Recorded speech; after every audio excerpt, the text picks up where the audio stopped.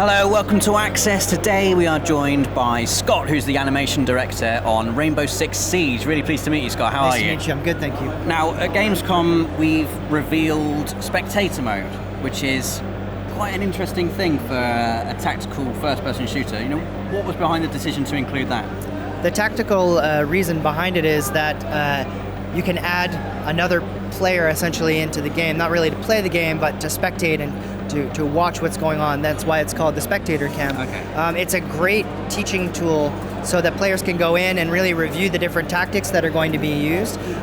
You can't hear what the other teammates are saying, but you can fly around all the maps. You can actually go into their first-person cameras and see the same thing that they're seeing and really start to understand the tactics that they're using. Because tactics is more than any first-person shooter I think I've seen in a long, long time. It's incredibly crucial in the Siege. It's not like just a team deathmatch, die, respawn, get straight back in there. Why is that so important, the tactical element to Rainbow Six Siege? If you rush in Rainbow Six Siege, you're probably going to die quite quick. So you have to use the preparation phase at the start of each match, whether you're attacker or defender, very wisely. And of course, you need to be communicating with your teammates constantly. Yeah. If you go in again on your own, it's going to end quite quickly for you. So choosing the operator, that's, you have to be careful who you're going to choose. You got to know that device is probably, there's somebody on the other side. There could be another defender or attacker that can counteract that. But it's almost essentially like rock, paper, scissors, I've heard it compared to. So you have to use tactics whenever you can. I mean, there's like a little period at the beginning of each match, maybe 30 seconds or so, where you can set up, what you want to do. I guess that's almost part of the whole game itself, rather than just, the shooting bit is like the executing of the plan. Like half this game seems to be making the plan. Is that where you're trying to really get people really creatively thinking about how they're actually going to approach multiplayer rather than just That's exactly it. In real life, a counter-terrorist unit takes time to plan out what they're going to do before they enter into a siege. So this is the same thing. What's interesting is you have, on the defender side, the preparation phase on their end means that they really need to learn their surroundings. They need to figure out all the different entry points that the attackers could use and then try and barricade those things. They might also need to protect a hostage. So they have to be very wise about who's going to be sitting where they're going to put up barricades, etc. On the attacker side, you start with a drone. So you've got to make your way into the building, find interesting ways where you can move around, but you also get to see the defenders that are preparing on their side. Now, to counter that, they can actually shoot your drone. So you have to be kind of wise. You have to kind of keep your drone hidden a little bit, so it's not like you're invincible. And quite a lot of the time when you get attacked with your defense, there are certain players who kind of lean towards one of those two, attacking or defending. What are you doing in Siege to encourage players who maybe enjoy attacking loads?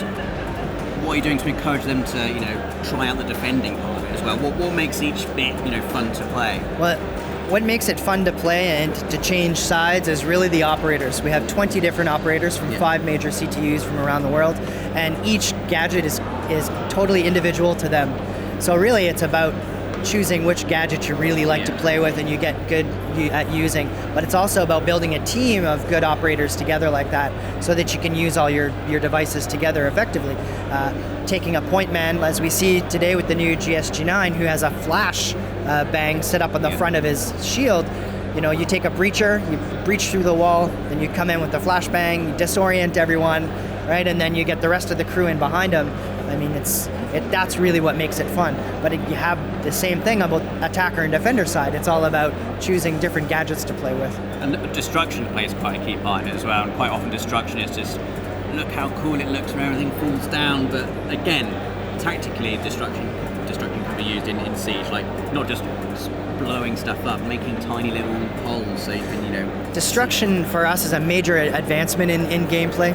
In Rainbow Six Siege, the destruction is procedural. So not everything blows up exactly the same way twice. You're not going to see something falling down the same way it did before. And again, it's tactical, right? So you can knock out a single plank on a door barricade and use that as a whole. So either on the defender or the attacker side, so you don't rush in or rush out. And that's super important to us. I mean, it really builds on the sense of tension. One of my most favorite anecdotes is when I was watching a team play PvE and going in, and there was a bomber that just came in from behind a door, and they didn't hear him, they didn't see him, and just all of a sudden just bursts right through that doorway. It's just absolutely fantastic. The barricade blows open, and the bomber comes through and then blows himself up. So it's awesome. Pretty much anything that's not part of the supporting structure of the inside of the building can be destroyed with precision. And I guess kind of what you were saying there, talking about one of your favourite anecdotes, this is a game that really kind of lends itself to just these one-off things happening that might never ever happen again, and really get players talking, about what they've done and how they've done it differently to others. What's interesting is that the map is never the same between from when you started and by the time you get to the end of the map. It's always changing, it's alive, it's dynamic, and then between rounds it's never the same. Yeah. Depending on which operator you're choosing. I said animator. Which operator you're choosing, it's completely different. So that's the whole idea of keeping it alive and dynamic, and it's close quarters on top of that, so it's extremely tense. Fantastic. Well, thank you so much for your time, Scott. The game is looking really, really cool. Thank you. That is Rainbow Six Siege. Let us know in the comments what you think of the game. Don't forget to subscribe, because we've got absolutely loads more coming up from Gamescom.